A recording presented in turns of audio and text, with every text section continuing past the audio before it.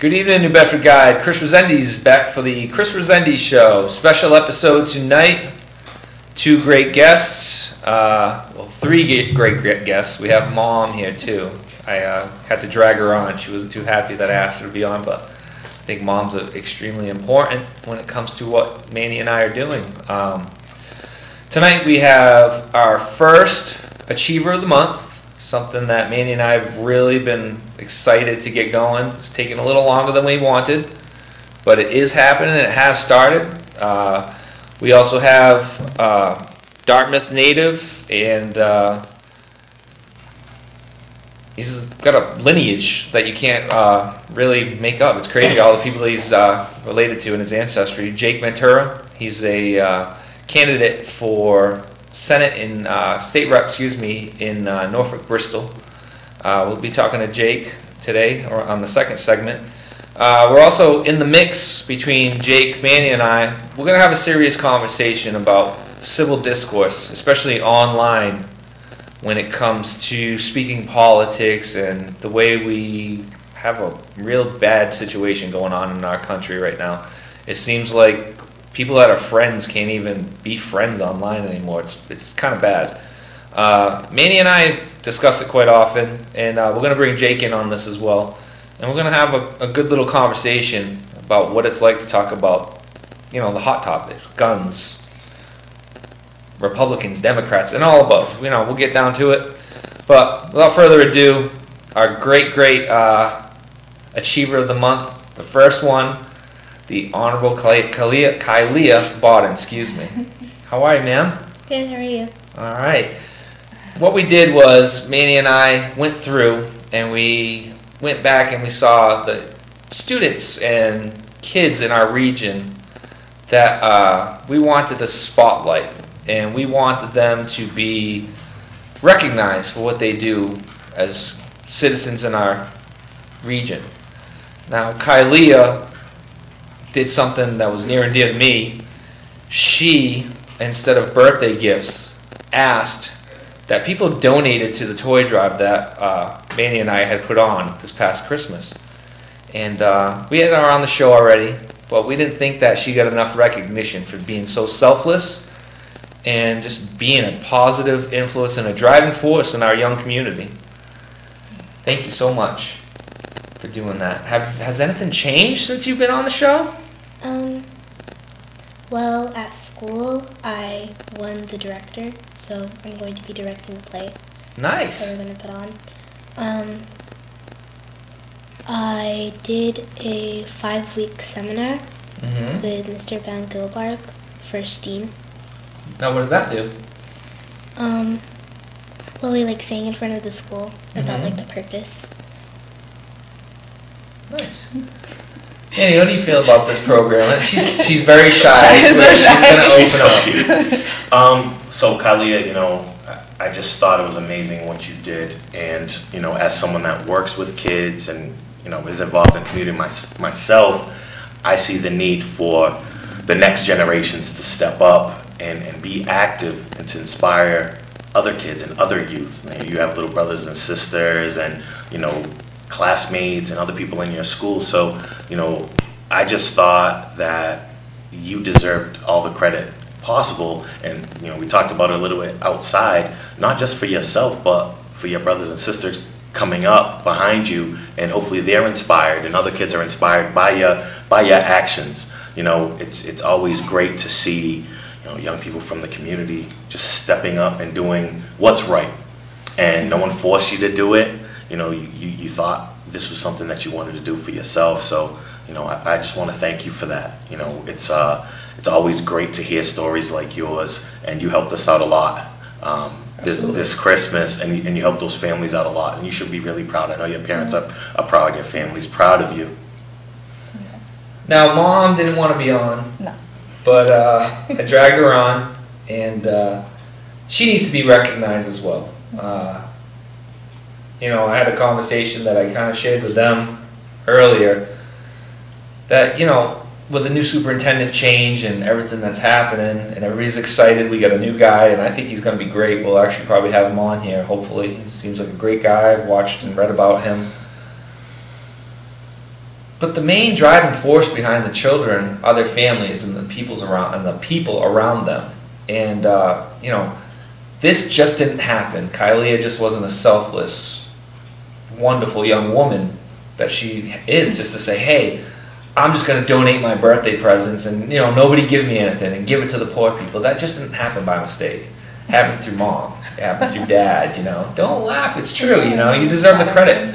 Thank you. How do you feel about this whole situation where your daughter's here on the Bedford Guy getting recognized for her being just a good person? It's gone beyond anything that we could have imagined, and like I had said to Manny, you know, we donated that box and we were just excited. Like he shared the picture that he took outside our car right in front of his house, and we were just like, oh my goodness, just to read the comments and the feedback from his followers and people's reaction and compliments to her, that was heartwarming and that was enough. And then to be on the show the first time and to watch her, and like you said, she is shy, but to just give her a platform to kind of expose her and get her involved with the community even more. Absolutely. It was absolutely amazing. So this right now is just it's mind blowing, because it's not, she didn't do it for the accolade. She didn't do it, like you said, she did it because we sat there and, like, you know, so when people ask you what you want for your birthday, what do you want me to say? Because, you know, parents are going to call to RSVP, what do you want me to say you're into? And it's like, she sat there thinking, she's like, I really don't need anything.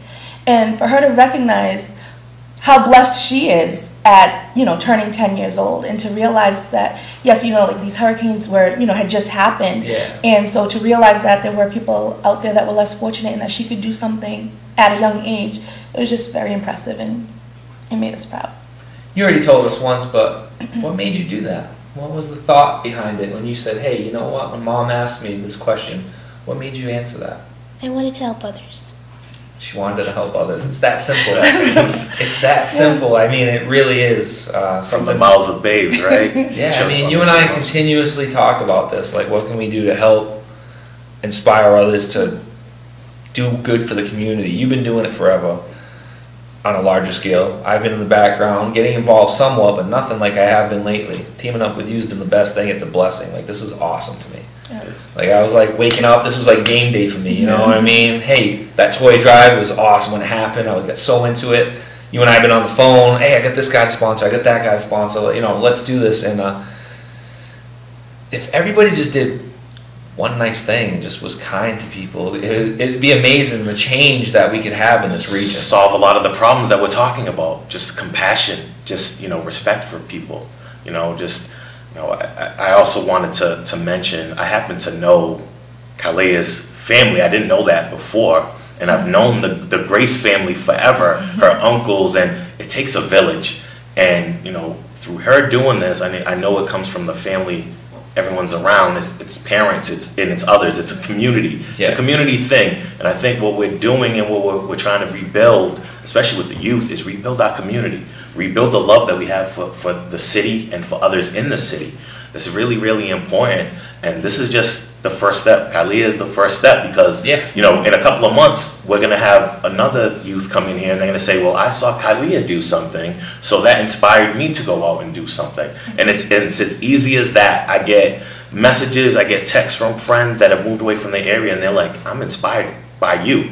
And one of my friends who's an army doctor told me, he was like, wow, you're saving lives. I'm like, no, dude, literally, you're saving lives. You're a surgeon. You know, but they're so impressed by, you know, there's something special about New Bedford and giving back. And people always want to. And I tell them, you know, don't feel bad. We're here holding down the fort. And Kylie, you're going to be holding down the fort. I'm getting old. We need other people to step up. So, you know, it's really, really important that you're getting this going for us. Absolutely. And I think, too, because we are so connected. It is a small city. And like Manny said, he didn't even realize that he knew our family. And if you just kind of take a step back and do that little investigation through social media or whatever, you'll realize, like, wow, even though I might not know you directly, I know your wife. Everybody knows somebody. And we're all connected. And so it's not just uplifting yourself or the people in your immediate I gotta circle. find our connections, because at the beginning of the show, these two were talking just like, all right, leave me alone, I'm out. Kylie, what's up? What's school like today? Yeah. Now, when you did the first show and you did the toy drive and you came through, what did your friends say? Did your friends say, hey, I saw you on the Bedford Guy? Yeah, how'd that make you feel? She is so shy. She has the heart of a lion. You can be honest. Be honest. Were you embarrassed? Were you happy? Were you nervous? I was Proud? I was gonna say proud. Yeah. I was proud too. I really was, man. When you called me, I was like, what did you just say? I couldn't even lift the box that they brought to the house. Yeah. She's, they were No, like, this is a heavy box, you're gonna need help. I was like, nah, I'll be all right. Just some toiletries, some stuff for people less fortunate. And I could not lift the box. I threw my bag out. It was awesome. Gym, buddy. I know. Hey, did your friends say, hey, any of your friends say, I want to do that next time? And my mom said when I gave out the invitations, people said that they wished it was their birthday so they could do the same thing. That's what it's all about right Exactly. there. Yeah. This is why you're our first Achiever of the Month, because you are actually showing people positive behavior. And, we don't care why, at this point, why people are sponsoring the program. We don't care why kids are doing good things, because even if you're doing it for not the right reasons, good things are still happening, and that's gonna keep going and going. It's like a domino effect. And whether or not people have it in their heart to do it for the right reasons, the good things are getting done. Right. And she's actually starting this off and started off pretty. I'm pretty proud it was you, because, like I said, it was our project. Manny and I've always wanted to do a big toy drive, and that thing was a success. You did a great job. And after you came on New Bedford Guide, like the picture that you posted, we got a ton more stuff. Like, you actually we were kind of slowed down on donations, and then you came and people were like, man, if this little girl's dropping off boxes, we got to get involved. And you actually helped out the toy drive too. Wow. And I was amazed how just an innocent young little girl.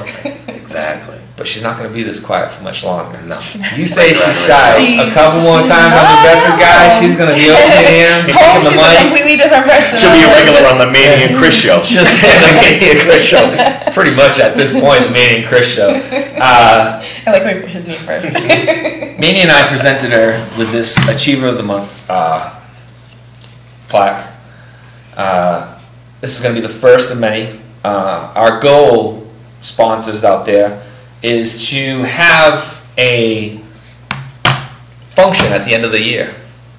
And we want to turn this into kind of like a big deal. We're raising money, and this is this is known in the area. And we're having a dinner, cocktails, and everything else, and then presenting gifts to these kids, and which we did today. We got some generous sponsors, Cask and Pig Pasta House. Stephen and Company for the females donates a little package that all kinds of goodies in there. Caddyshack in Dartmouth, my company Guns and Master, the gift card. Sheriff Tom Hodgson committed to it, so I'm putting him on the hook online. He's just been busy back and forth with Manny to get the gift card, but Sheriff Hodgson owes you something, so just don't forget that. We'll make sure we get it to you. And we want to just shower these children with gifts. So if you find it in your heart, I mean, trust me, we're going to spotlight you. Your name's going to come across New Bedford Guys news feed. Manny's going to talk about you. I'm going to talk about you. Just give to this, and let's grow this project so that way kids like Kylia can be rewarded for being just good people and just want to do the right thing. Yeah, exactly. I mean, we want to empower our youth to continue to do these things. And again, 9 times out of 10, no one's going to see it. No one's going to hear about it. But that one person, that one individual that makes a difference, that that we can spotlight, again, it has a huge impact, a lot of power, and it actually inspires a lot of adults too. It's not just youth. There are a lot of us out there that we complain about all kind of things, and we have all kind of issues, but we don't step up to the plate and do anything. I love coming on the show and being with you, Chris, because you're a man of action. You guys are ready to go. I'm ready to go. A's before J's, A's before, we're ready to go. We talk about a lot of things, a lot of ideas, a lot of ways we want to help. So we're out here. Kylia, action. That's what it's about. And she did it. That's what it's about, man. I try to get involved, and it took me a little bit to get my traction on, but man, when a 9-year-old going to be 10 years old steps up, you're like, I got to take it from here. We got to go, and it's just going to continue. We're going to spotlight this, and we're going to do another program at some point that spotlights moms and dads and gives them credit for raising our children the right way, honestly, Shay. I mean, I try my hardest. I was at my kid's school yesterday reading to his class, getting made fun of by the little, like, 3- and 4-year-olds. And it's about us, like, getting involved. This just didn't happen by mistake, you know, and you deserve all the credit on earth. I wish more parents and more, you know, grandparents and everything else do the same. Bless you. Kylie came and she's going to give us all a cold, too. That's our gift. That's our gift. Thanks for the bag. I'm going to leave you guys some germs. Our next guest, Jake, is sitting in that seat, so when you sneak him in, make sure you shake his hand. What's next, Kylie? What do you want? What do you think that Manny and I should come up with to help the kids your age? You're in the schools. What's important that you see that we need? Well, is I think what you're doing right now is what, like, they need. Thank you. Like, if you, like, get this out there, then that probably is, like, other kids would want to do it. Make it better. Now you got some Best Buy in there. You got some hair stuff in there. What else you got in there? You like mini golf? Yeah. Brothers and sisters. It'll be a night out. Yeah, fun. Plus, when you go, if she drops me a message, I'll ask my buddy next door at the Clam Shack to get you guys some free ice cream. Aww. He's his mom owns that Caddy Shack, and I'm sure if I tell him that you guys are over there hitting golf balls, that he'll throw you down some ice cream. If you don't like the golf, you can at least eat the ice cream. You like the ice cream, right? That's Dickie's Clam Shack. He also is very involved. He was the one that got us the gift cards to Caddy Shack. Thank you very much. Thank you to everybody. Stephen and Company, A's Before J's, Sheriff Hodgson, thank you for the gift card you're going to give her. And Stephen and Company. And my man Joey at Made Barbers. He's giving away haircuts for anybody that wanted a good fade. That's where my son goes. Joey takes care of it. Joey actually did free haircuts a couple years back, and he's going to do it again for kids going back to school in September. Good guy. Actually substitute taught his class way back. And he's like, man, you look familiar. I'm like, yeah, you too. I probably didn't like you. You're one of those loudmouth kids at Vogue. But he's a good person, man. I asked him, texted him. I'm like, hey, can you sponsor? Absolutely. Whatever you need. Done. So Made Barbers, thank you for making an impact in your community. And the final question from me, I'm sure Manny will come up with something. Mario is either offering a gift certificate to Pasta House or the Cask and Pig barbecue or pasta. Which one are you going to do?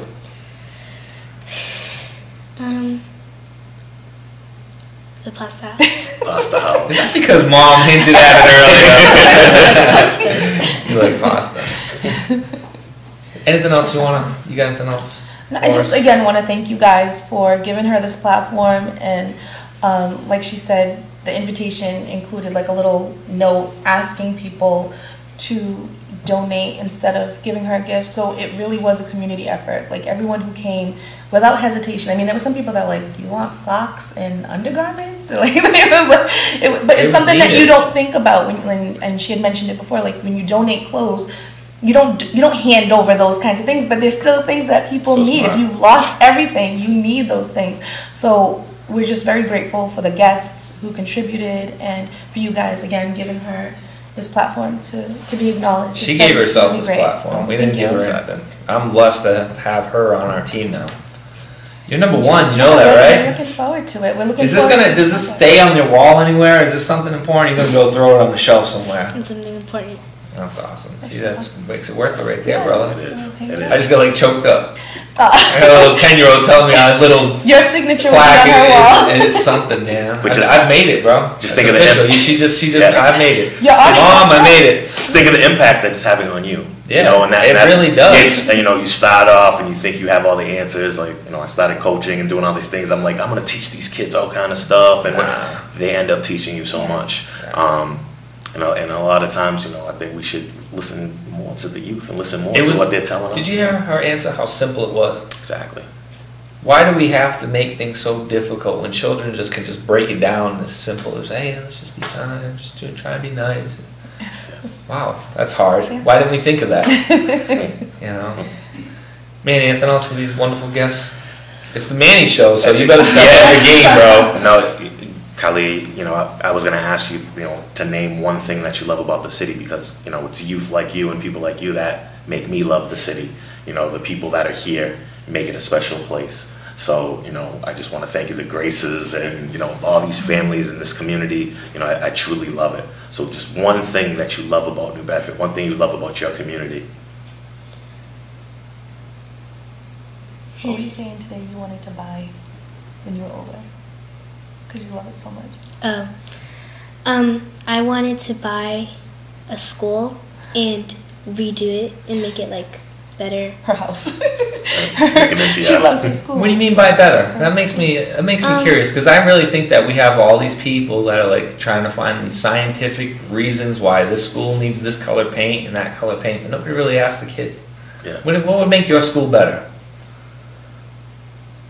If you were to buy your school, what would you do differently than what's in your classroom now?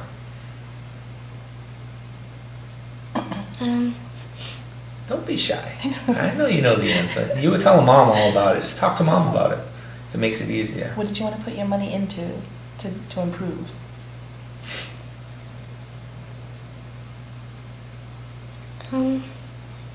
Well, there's a lot I wanted to improve. Like,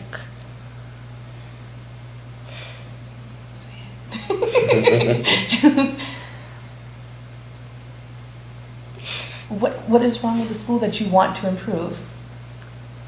Like the How about walls, this? the paint? How about this? What's the best part of your school that you would keep? What teacher? What principal? What room do you like best at your school right now? That you feel the most comfortable, that really makes you happy when you're there? the library. The library? And that is one of the things that I would want to change, to make, like, more of the books up to date. Get new ones, so, like, some don't have, like, torn pages. It's unfortunate because the library, people neglect it nowadays. Yeah.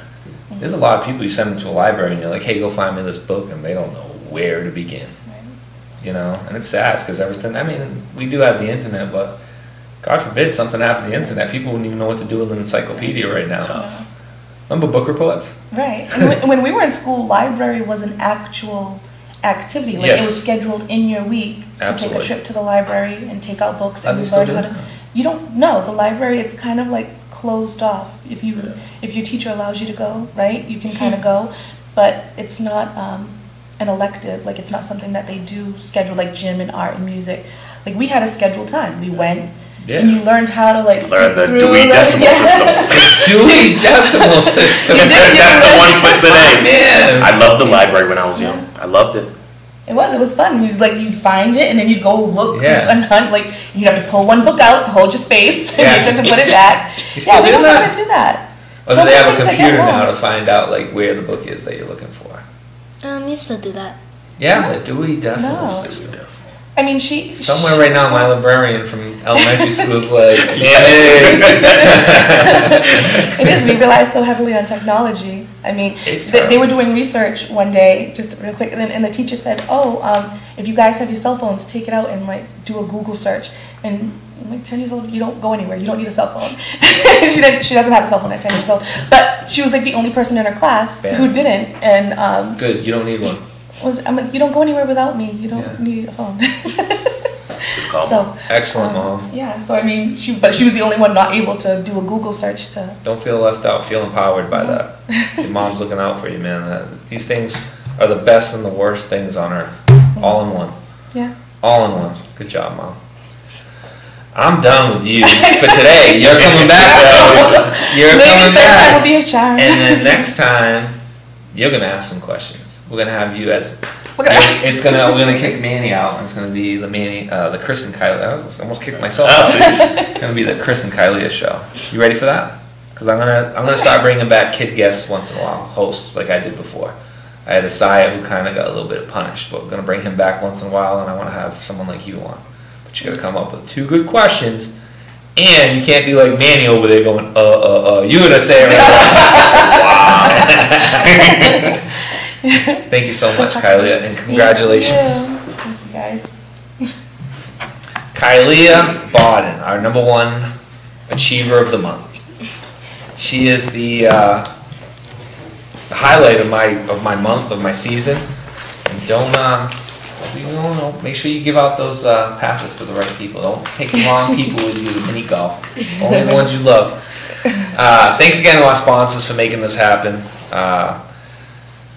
A's Before J's, Guns and Mass, Caddyshack, Stephen and Company in Dartmouth, Cask and Pig, Pasta House, guys that just keep stepping up, Maid Barbers, anyone that continues to help and pour our community with their blessings. Thank you, and I want to continue to grow this more and more. So please, if you find it in your heart and you want to be part of something good and a positive movement, join in on this program. It's wonderful. Little girls like Kylia, there's going to be young men that are coming on soon that really are going to make an impact in your community. They're the ones who are going to save us from us at some point. And I believe that wholeheartedly. Thanks again, everybody. And we're taking a little break right now. We're going to look at this wonderful dish from our Pasta House sponsor.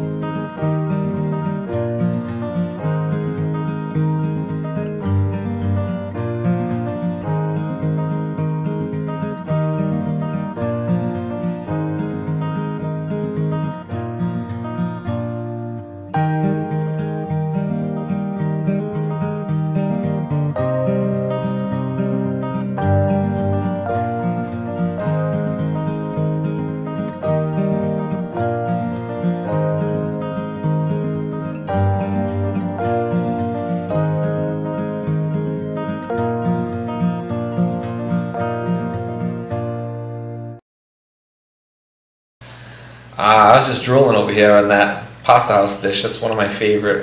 Mozzarella with some basil and tomatoes. Excellent stuff. Our next guest, tough follow with Kylia leaving. But this guy right here, him and I have been chatting for quite some time. I wanted to get him on. He's a Dartmouth, New Bedford native, very heavily involved in the area. Jake Ventura, who has already run once for Bristol, Norfolk on a special election, and now he's going again for the regular election coming up. Quite a lineage this guy has. Jake's a 30-year-old attorney from Dartmouth, Massachusetts, and a young guy, 30 years old, heavily involved in politics, heavily involved in our community, and we want to spotlight these guys that are new up-and-comers into the political scene in this region that are really going to bring forth new ideas, positive movement, and bring Massachusetts politics to where it needs to be. Jake, thanks for being on. Chris, thanks for having me. Tell us a little bit about yourself. What got you? Where'd you come from? Where'd you start off? And what gets you to the race for state representative for Bristol, Norfolk? State Senate. State Senate, excuse me. Yeah, you did tell me. Make sure I don't step on Senator Montigny's toes when I'm down there. No, I was born in New Bedford, here, raised on Bonnie Street by my parents, who are watching today, I think. So hello, Mom and Dad. My mom and dad are like the #1 fans. And Manny's mom, I think, watches too now. I think around 6 or 7 years old, we moved over to Dartmouth. So I've been involved in this community here on the South Coast for most of my life. Dartmouth High School, Dartmouth Marching Band, went to UMass Dartmouth for undergrad, and have been living and working here for most of my life. I now reside in Attleboro. Last year we had an opportunity, once in a lifetime opportunity, maybe twice in a lifetime, because I'm running again for it, but there was a vacancy for state senate, and I threw my hat in the ring, knowing full well that it was a very rare opportunity to serve the people of Massachusetts. So. Now, you ran as a Republican, right? That's right. A Republican, 30-year-old Cape Verdean, Native American, Portuguese kid. Kind of rarity. Yeah, now, I mean, if you were to win, would that make you the first of anything? I believe I'd be the first person of color in the Senate. I think we just lost a senator, Linda Dorsina Fori, who represented south of Boston. Yes.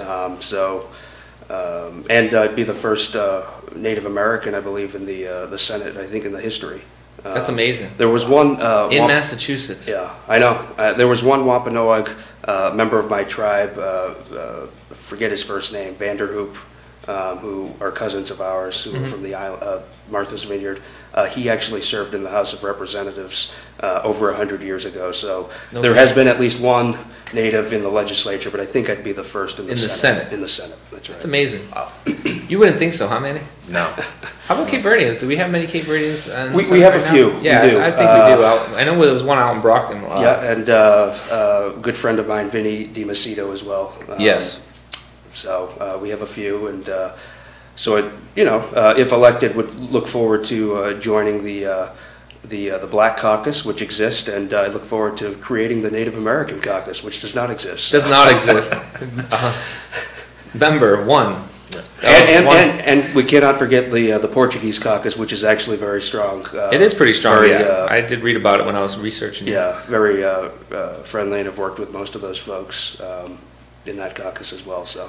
Cape Verdean, Portuguese, we have so much similar, it's ridiculous. Manny will tell you stories, and I'm like, yeah, we used to do that too. It was just like, we had Macieda, you had Grog, and, the families would do all the same crazy stuff at the parties, you know what I mean? As far as the Wampanoag ancestry that you have, you're a direct descendant of Sergeant William Carney, who were in the Medal of Honor while serving the Massachusetts Volunteer Infantry during the Civil War. That's his family. Wow, that's right. And he was actually on the Cape Verdean side. The Cape Verdean side. So that was the first black regiment out of Massachusetts. Yeah. They left the State House steps. Won the Purple Heart at Fort Wagner in South Carolina. Wow. And I actually had an opportunity, the original flag that he saved, the movie Glory was based after him. The original flag that he saved is actually in the vault down in the basement of the State House. So I had an opportunity a few years ago to look at that flag with one of my cousins.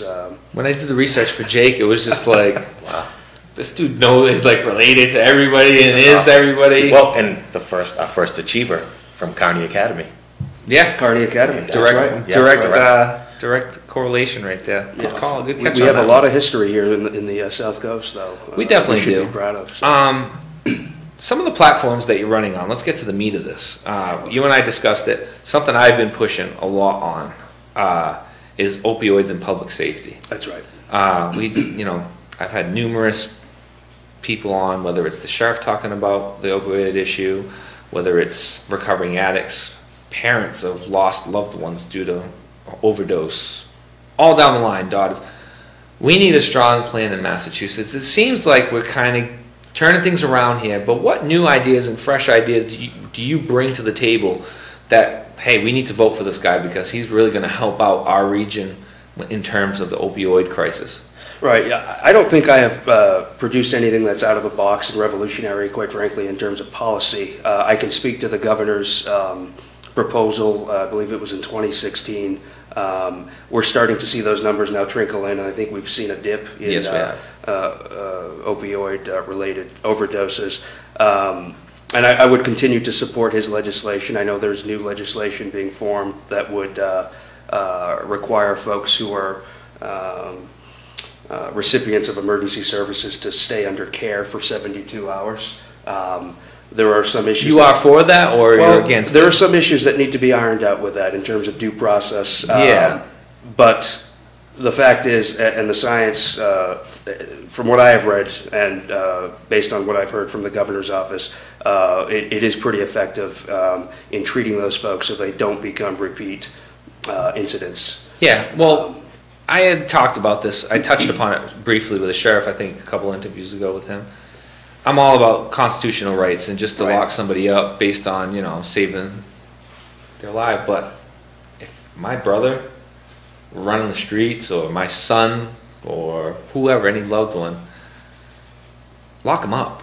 At least I know where they are and they're going to be safe. How do you feel about that, man? It's kind of like a weird thing. Like, you know, they haven't really committed a crime through overdose, but we're going to lock them up to keep them safe. It's such a hard thing. I mean, I've had incidents, maybe not with opioids, where someone, you know, police officer, hey, this is your family. I know they're your family. I might give them a, you know, pat on the back, or reprimand them or whatever, and let them go. And I'm like, maybe they need to be locked up to save them from themselves, really. So I mean, it's, you know, I know just how bad just this opioid epidemic is. I mean, I'm having to deal with kids that play for me, or I'm mentoring that have family members that are ODing, and you see the effect on the family and how it's impacting these kids. What do you tell them as a coach? What do I tell them?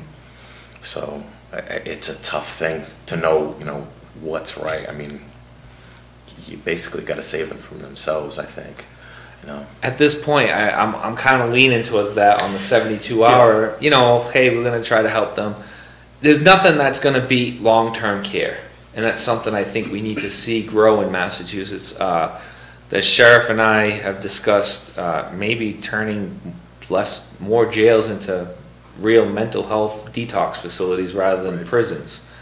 How do you feel about maybe doing some proposing in law that might change the way we actually imprison people who are actually just addicts? Yeah, and I don't know if I would use the word imprison in this particular case versus hospitalization. I'm not sure what the appropriate term is, but you know, I know we've increased our beds, I think by over 1,000. We need to increase those, continue to increase those. The legislation goes after folks who are dealing these opioids, lifting the charges up to manslaughter potentially. So there are a number of things we can do. You know, last year when I ran for this seat, met thousands of folks, and over the course of my travels in those 9 communities, came across many folks who had been touched by this tragic situation. Members of my own campaign had friends and family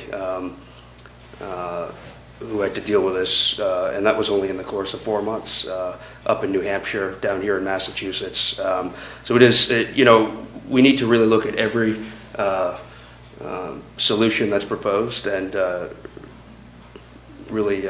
yeah, at some point, we are making a better turn for things, but it's true, the numbers are out there. Yeah. But we do really have to continue to change the way we look at stuff. I read some serious statistics on mental health and addiction, both being separate issues, but they ended up coming together at some point. We don't have enough beds for either. We have to find the funding responsibly, of course.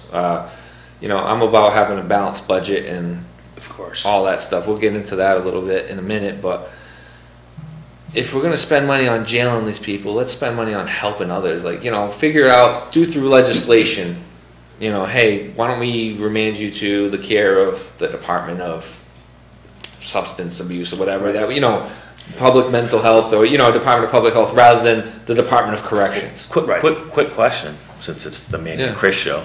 You're good now. So Manny's really doing a hostile takeover, just so you guys know what's happening. So this is just me. This isn't my area of expertise, but, you know, do they look at going after these pharmaceutical companies that are pumping this stuff out, and the doctors that are, you know, are we finding them? Are they giving money back towards some of this stuff? The Trump administration just did they're really cracking down. You don't hear about it on the news, but they're the first ones to actually go at it. You can touch upon this a little bit, right? I think the Attorney General came out recently and said they were going to review each of the pending lawsuits for municipalities and states against big pharmaceuticals, and I would expect some action from the White House. Yeah, we actually just ran a story on New Bedford Guide where they actually went after Jeff Sessions, and Trump's Attorney General actually filed charges against one of the largest pharmaceutical guys, and they're looking to really put him away for quite some time and collect money from him for bribing doctors. That's how they're going to go after him. And to touch on that too, part of the legislation that we passed here in Massachusetts a few years ago actually went towards the education of our nurses, doctors, and physicians in terms of pain management. So we included in their curriculum for medical schools a pain management course, and I think that will go a long way as well. Yeah. Hopefully. Yeah, and I meant kind of like on the say Coca-Cola will donate money towards childhood obesity. So here you got pharmaceutical companies that will donate towards some opioid. We need something because Yeah. we're going to need They're some making private they're finance making to how make much this work. how many billion Yeah. off of these medications. Absolutely. To move on to some other platforms that you stand for, let's talk about budgeting and Sure. something I've touched upon. I'm going to say it again: voting yourself 130% pay increase, knowing well ahead of time that we're going to have financial issues the upcoming fiscal year. You do work with Mass Physical. We've had them on the show prior. How do you feel about these budgets that are just keep going and just kicking the can down the road? We just keep creating debt and not funding things properly. Yeah, I mean, we could sit here for hours and talk about the budget process and priorities.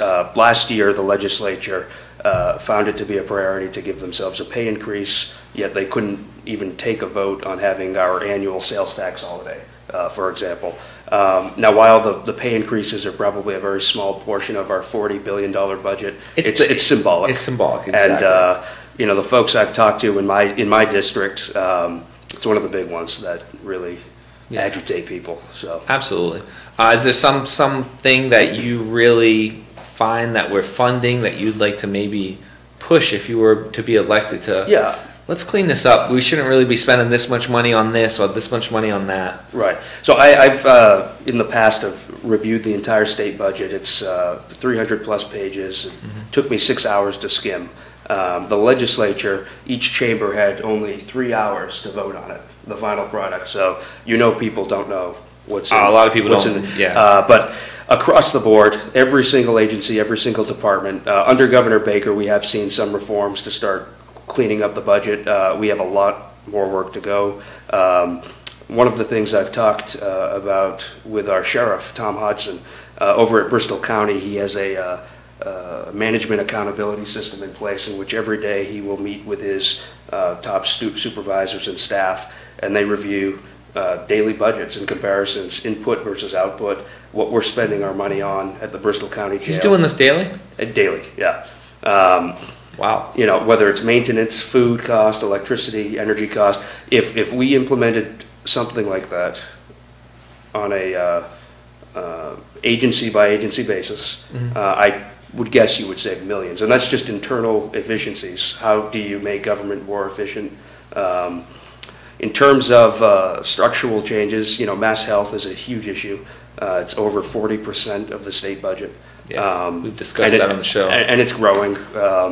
There are reforms that have been proposed that haven't really moved through the legislature yet to reform some of that, but that's something we would take a look at as well.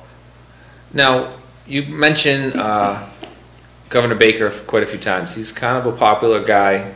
Just a little bit. Not in the gun community, I can tell you that much, but he's a popular guy amongst intermediate voters. Yeah. He appeals to both the left somewhat and the right somewhat. So he's kind of down the middle, and he grabs a little bit from both sides, which is supposedly what he is there to do. I do like the fact that he can. I got to tread lightly here because I don't like some of the things he's done to the community that I represent. But he does play along. He does play well with others. We can put it that way. I think that's something we need to do more.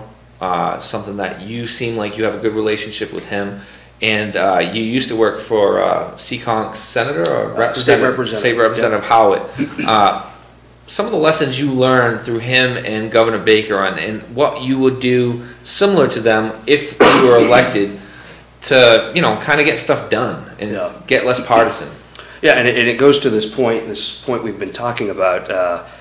Rising above the politics and actually doing the job. And I think the administration and Steve Howitt and a lot of the folks in the Republican caucus have been able to accomplish policy-oriented goals that are trying to achieve some of the problems we have in our society, and to make Massachusetts stronger, whether it's education, whether it's energy, fixing the budget, opioids, public safety. And I think, you know, in this hyper-partisan world that we live in, especially when you watch cable news or you're on your Facebook news feed and you see friends posting, you know, strange things. It's an interesting time we live in, and to try and rise above the noise, I think, is important. We have a good relationship with all of the Democrats in the legislature down here in the South Coast delegation. We've worked with them. I know the governor has. Implementing South Coast Rail. It's not here yet. We're still waiting, but we're trying. Yeah, you and I touched upon that in our conversation a little bit. 2022. They just recently awarded a $5 million grant for the harbor revitalization, the harbor walk on the hurricane barrier. Investments at UMass Dartmouth over in Fall River for the new manufacturing center that will hopefully work with smaller manufacturers in the marine sciences industry. Vocational grants to benefit our vocational schools and promote applied educations, so students who aren't necessarily on an associate's or bachelor's degree track can still get out there and get good jobs, and they're very good jobs.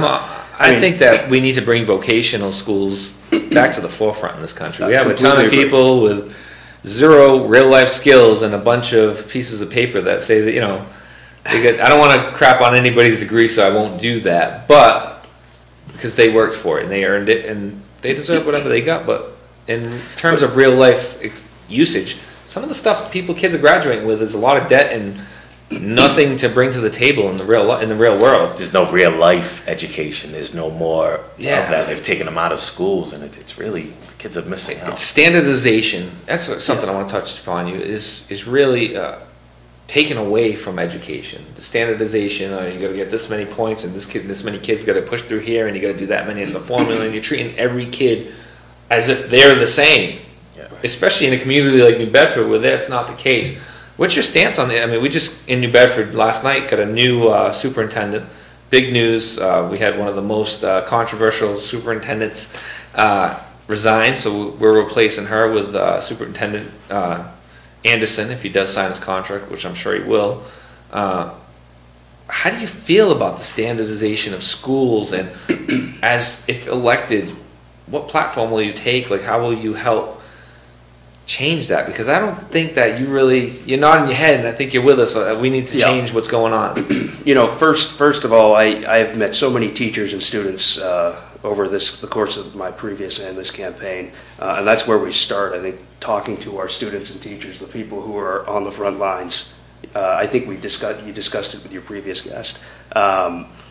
Talking to those folks, because we could get a bunch of doctors and PhDs in the room and talk about education policy until we're blue in the face. But when you talk to the teachers, and I know some of my good friends are teachers here in New Bedford, Fall River, some challenging places to teach. Absolutely, my wife's a teacher. You should hear the stories. And some of them are sad. I mean, it's just unbelievable. And how you expect a teacher to go into an environment.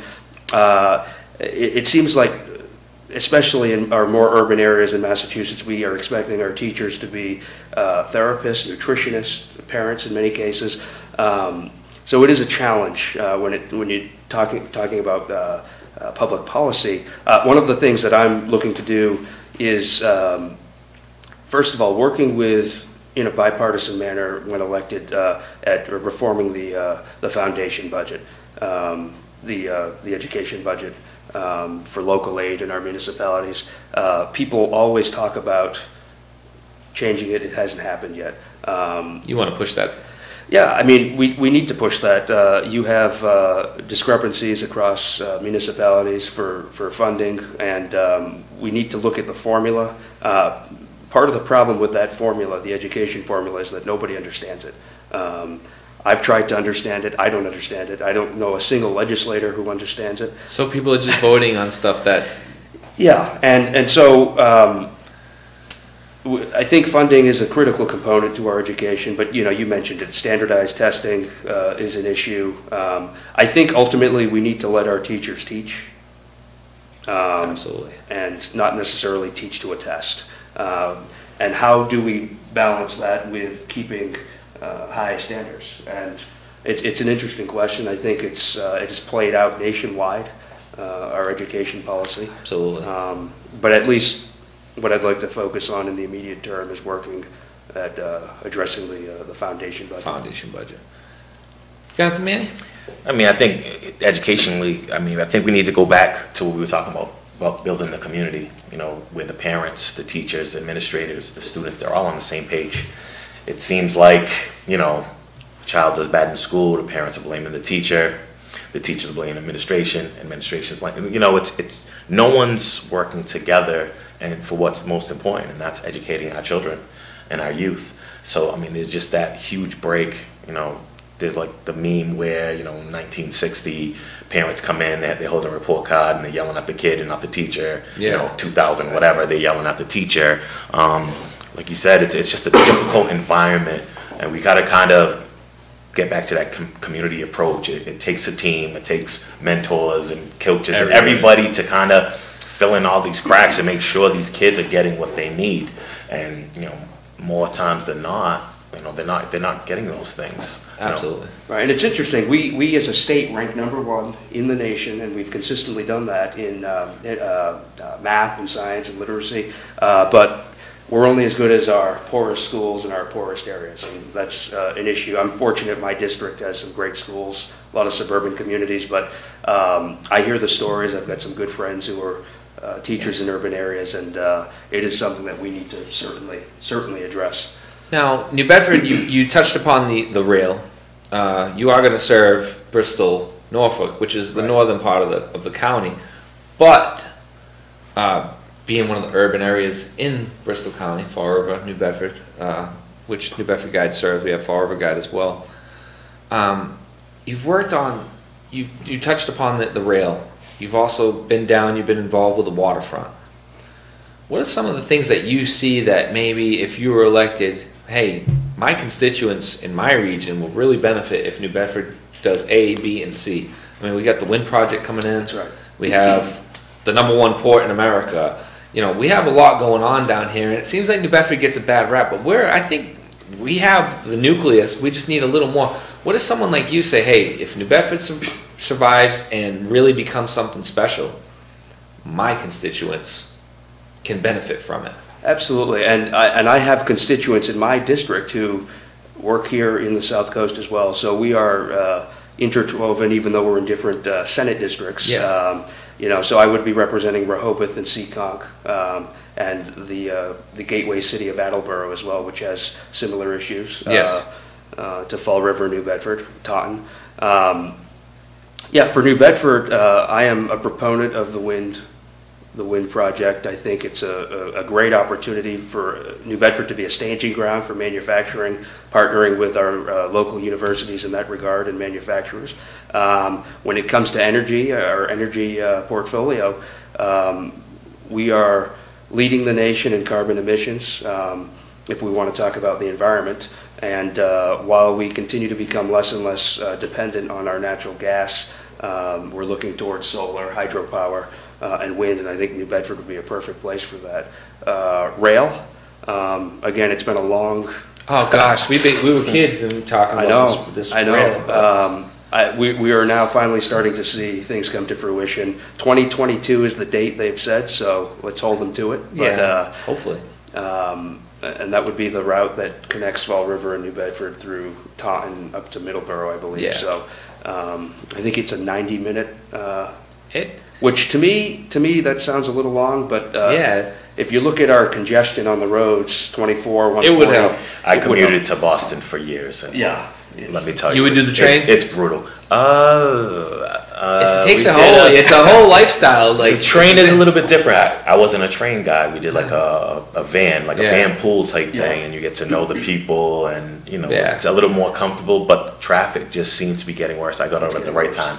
I think it'll be good for the region, but I also think that it's something that we're not used to. You talk to people that live in the city, they're like, man, I don't even need a car.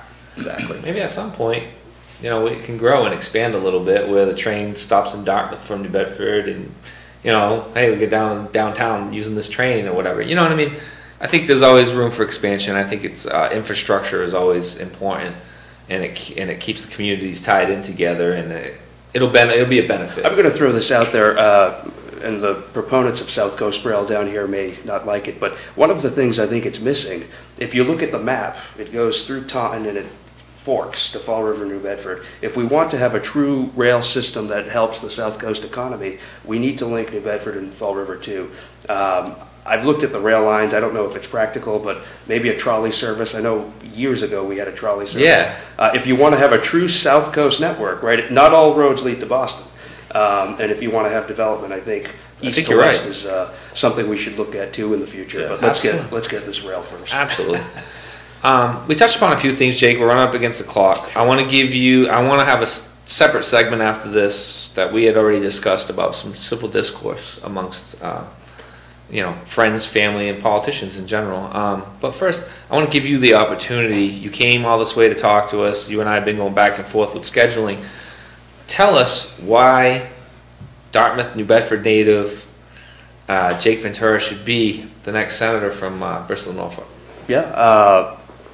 Again, my roots are here, but I've lived in Attleboro now, and that region, it's an interesting district. It spans from Seekonk and Rehoboth, Norton, Attleboro, Mansfield, Foxborough, Walpole, Medfield, and Sharon. And that's a very diverse region as well, comparing Medfield to Rehoboth to Attleboro. It's phenomenal. But I've met thousands of voters. I'm going to continue to work hard and meet as many as I can, get out the vote this November. Having the governor at the top of the ticket, I think, helps me tremendously.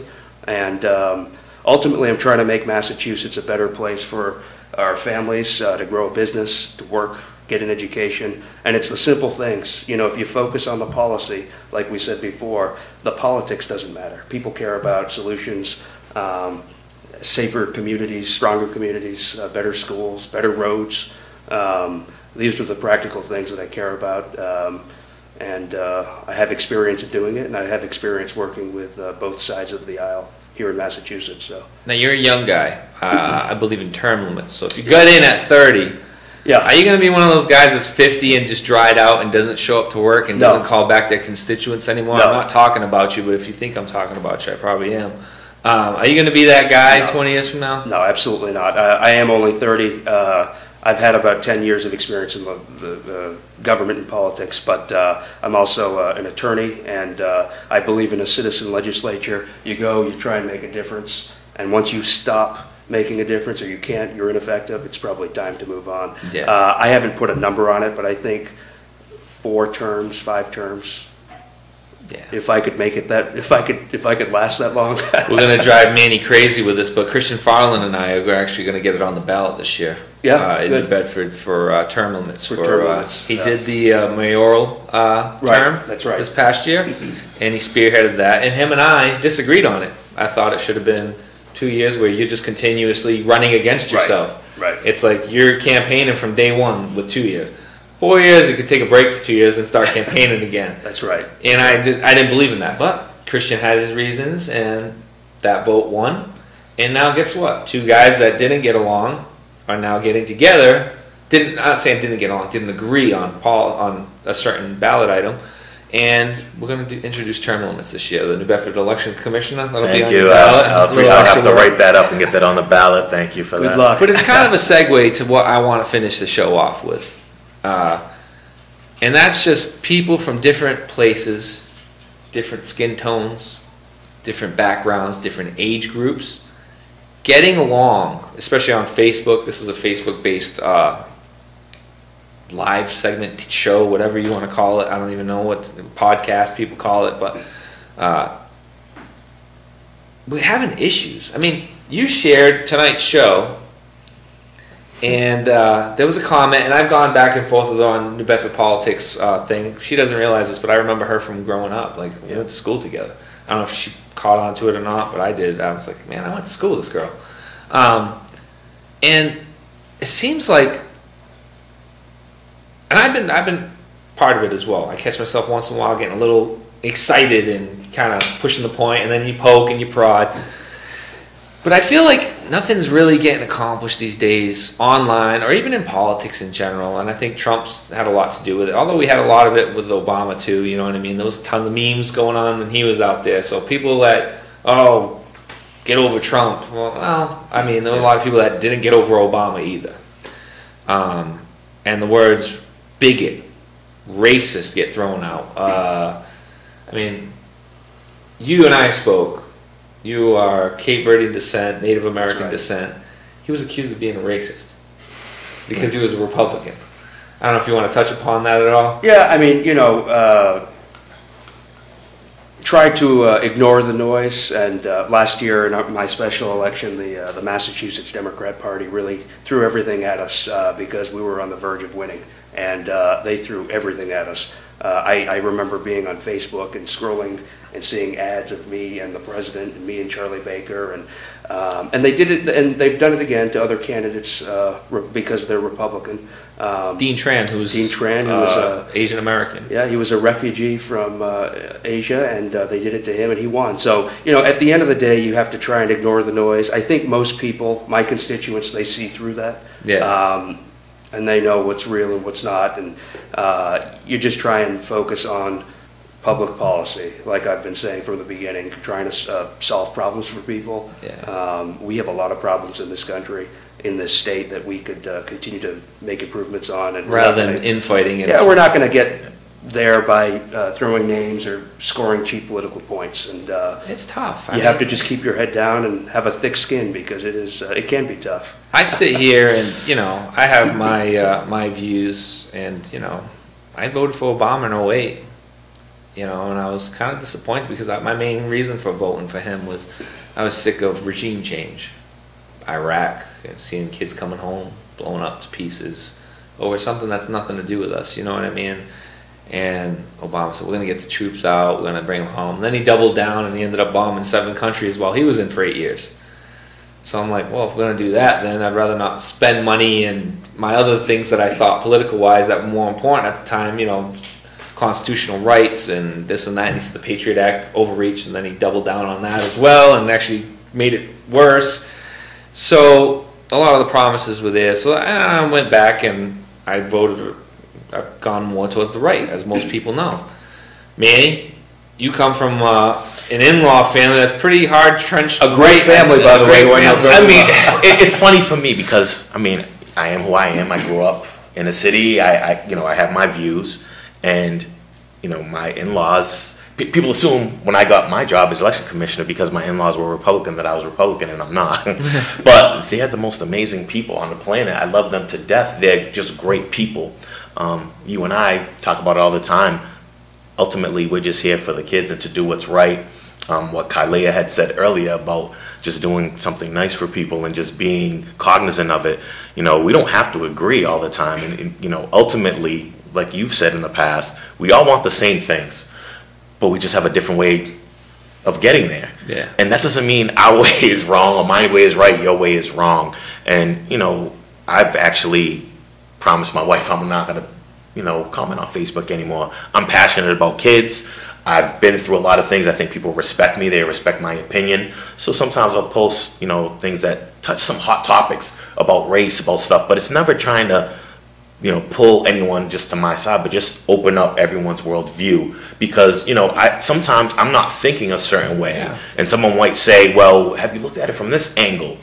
And it might just really open my thinking and broaden my views. I'm always trying to learn. I don't have all the answers. I'm not an expert in anything. On Facebook, everyone's an expert in the Constitution, on guns, on children, on all these things, when, in fact, none of us really are. We're just, on our side of whatever. We watch whatever news we believe is going to favor our side more. That's part of it. And it's part of it. Confirmation bias. Yeah, and it's part of it. And we're all skewed and we're all pulled in these different directions. At the end of the day, I just think, we need to just go back to doing what's right and what's right for the people, for everyone. However we get that done, I'm cool with it. I really could care less, what someone is. I've had someone throw digs up, on Facebook.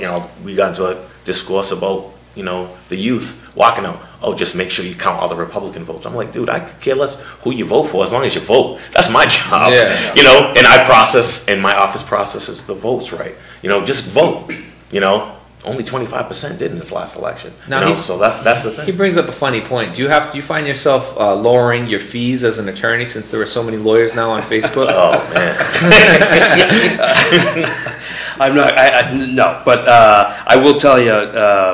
And back to the civility and the issues. If we keep it focused on the issues, doing good things for people. My experience in the legislature, you know, you can go to the chamber and vote yes or no on complex legislation we've talked about. You can sit and watch cable news, but the work we do that doesn't get the headlines, or the work we do in the community.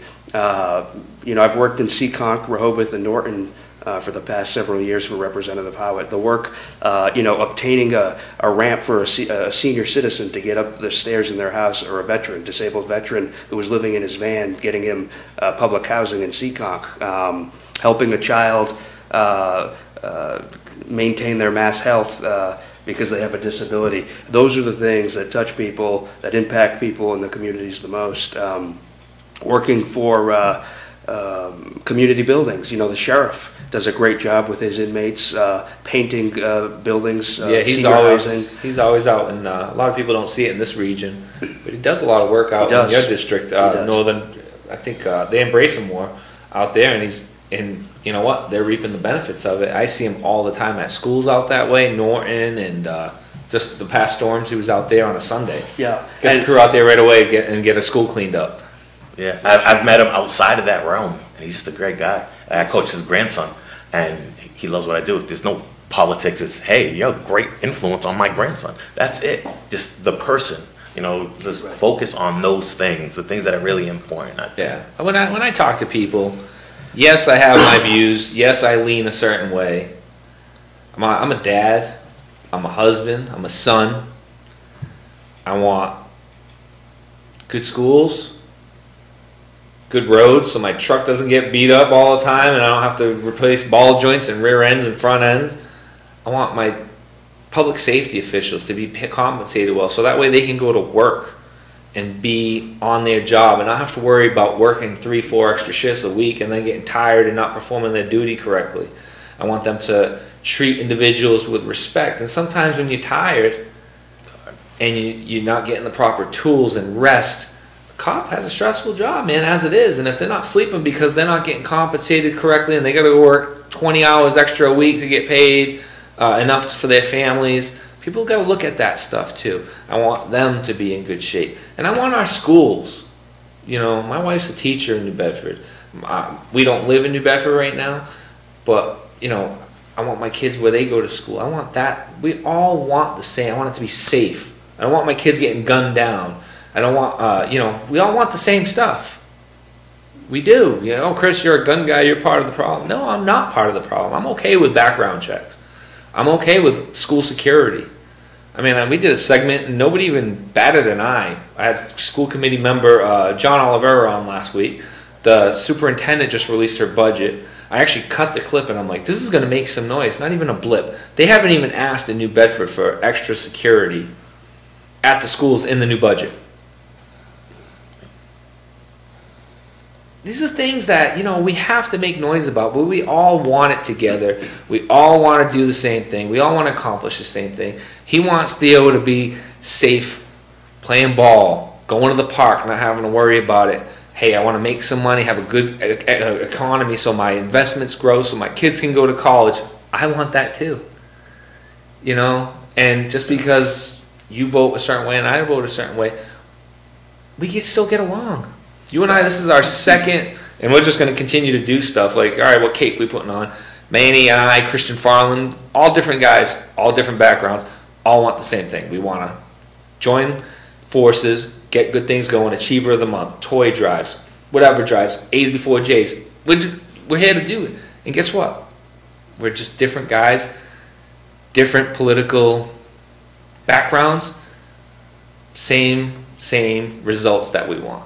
And that's how you really, and I'll say it, Yesterday I posted something on Facebook on New Bedford Politics page, and literally it was just a bait and hook post.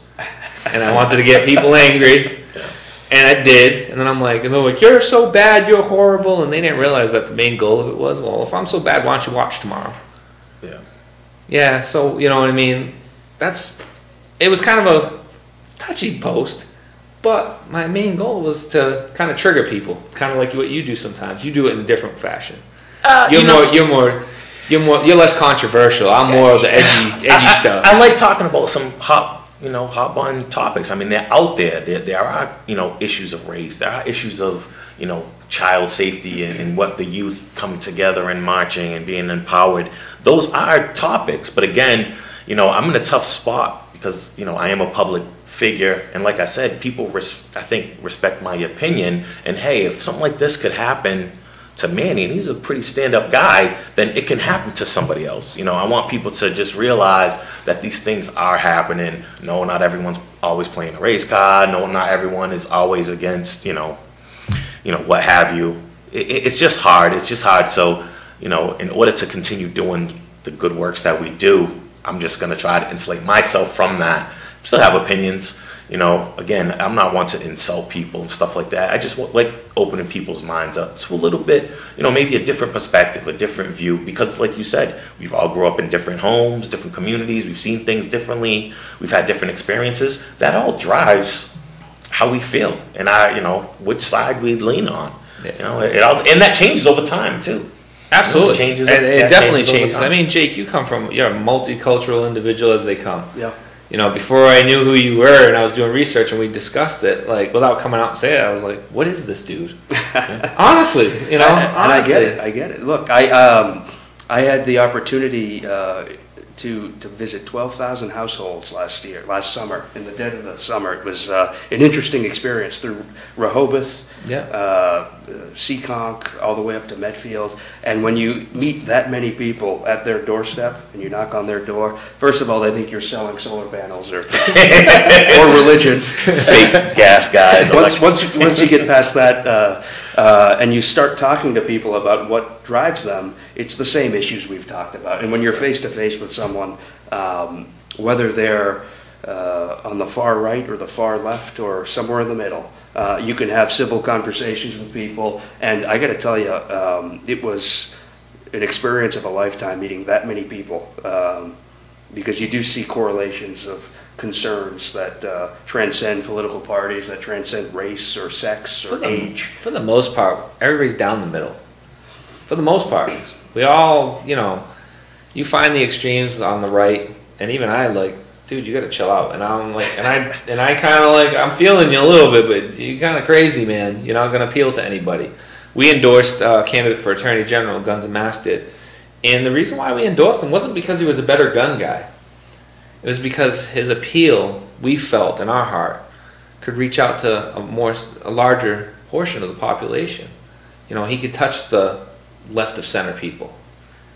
Whereas if you're too far one under the other, their heels are dug and their heels are dug, and there's no way this guy way over here is going to feel that guy way over there. It's not going to happen. So what you want to do is kind of like know that most of us are here in the middle somewhere, and we can all get along. You and I are accomplishing some great things. Like today was like my game day. Like I was like, yeah, Kylea's on tonight. We're doing our first. This is a big project for me. Like at some point, I think this is going to be a big deal. And it's like two dudes that just want to hey, the hell with politics, the hell with this. We just want to make good things happen. Right. It seems like the conversations that you and I have had, Jake, that's what you want to do too. That's right. And it's nice to see. I hate saying this, a young guy. He's younger than us. I still feel like I'm 30. He didn't even know what the Dewey Decimal System was. I had to Google it. I remember it though. I still feel like I'm 30 for some reason. It's like I never graduated 30. But unfortunately, I'm 40. I'm gonna be 41 this year, which sucks because now I'm into my 40s. Age is only a number. Yeah, that's what I say to myself every day at the gym, and then I'm like, oh, that hurt. Jake, anything else you want to touch upon before we go, bud? I got a sick producer. I gotta get him out of here. I want to just thank you for having me, Manny. You're doing a great job in the community. I'm a big fan of this show. I watch it quite a bit while I'm on the road up in Attleboro. But you both are doing a good job and a service to our community. So thank you. Thank you, co-host Manny. actually host pretty soon. He's trying to push me out of the seat, I think. I think he wants the green screen. The new studio will have a green screen. Nice. They don't even have to change the little figure on the open. The Chris Resendes is making it a little bit a tad darker, man. It looks just like me, You see my opening, it looks like Cape Verde and Chris. I'm like, yeah, man, just flip it. Just do a mirror image. Yeah, for both of us. Goes, is that me? No, thank you again. I mean, I love coming on, and again, it gives us a platform, and we're just here helping kids. Every time I'm on, I'm not pushed one way or the other, and I feel like the love and respect amongst us all, and it just goes to show that, you know, we can't all just get together and accomplish great things, set all of that other stuff aside. I truly appreciate it. I truly appreciate what we did today for Kylia, and I'm looking forward to continue to do all of that stuff. So, it's my number one. I can't wait till the next one. Thanks again, everybody. Big shout out to our sponsors. For helping out Kylia, making her feel a little special today. We want more. We definitely want more. Politicians, business owners, private citizens. If you want to give a little girl like Kylia, the next Achiever of the Month, a nice little grab bag of gifts. I mean, I went out with Guns and Masks. We threw a Best Buy gift card in there. Manny gave some shirts out. We got a plaque. Stephen and Company gave a gift bag of goodies and hairbrushes and salon products, and I think there's some cards for haircuts or whatever it is. Maid barbers for all the males that are going out there, or anybody that wants a good fade. Joey will hook you up. He already signed on. Cask and Pig Pasta House. Mario, best food around the area, hands down, I feel.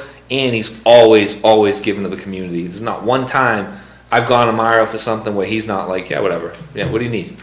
Great guy, always there for the community, and if I can't get it from him, I know I can go to Raquel and make him do it.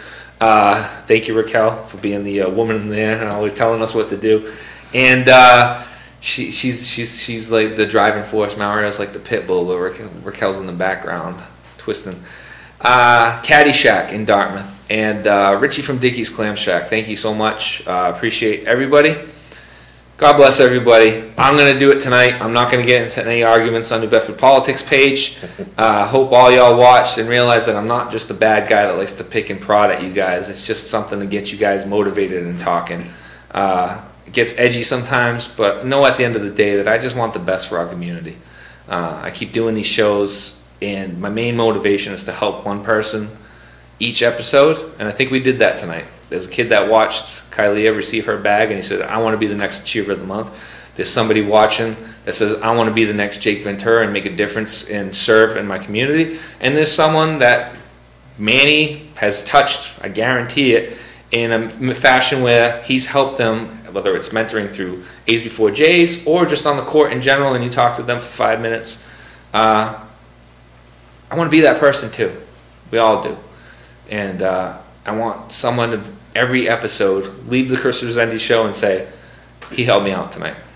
God bless. Have a great week. And everybody wish producer Josh, who makes this all happen, a healthy recovery from the cold he's suffering from. And he's got 22 minutes over 8 o'clock, and he's going to kick my butt for it. Good night. God bless.